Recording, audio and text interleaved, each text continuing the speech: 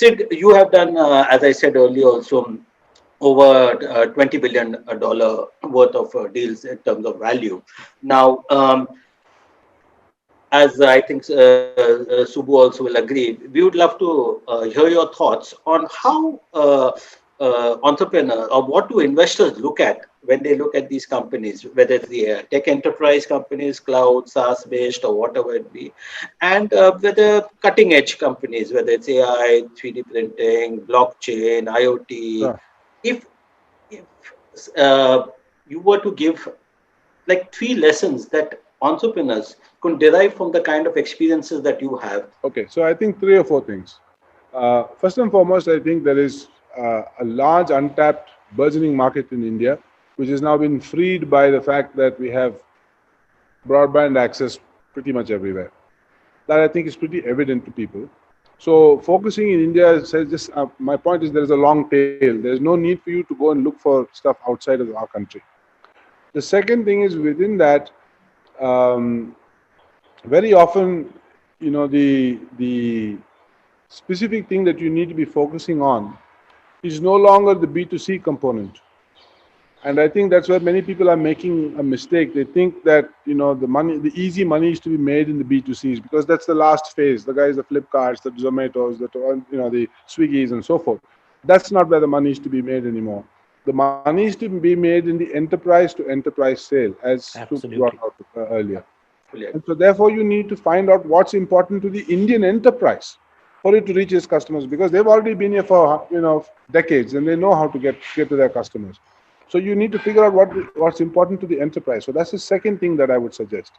And the third thing I would suggest is don't try and beat the Israelis or the Chinese or the Americans at whatever they're trying to do from a tech game perspective. Use them, but use them with the applicability of a specific thing for India that makes sense for India.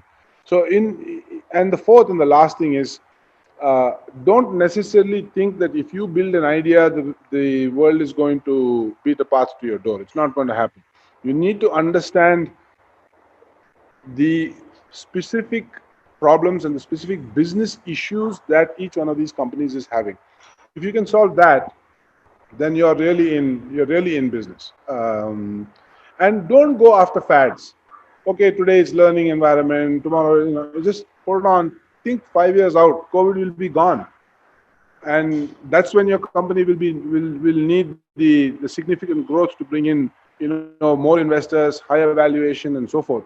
Why are you reacting to what is probably going to be just an 18-month window of problems?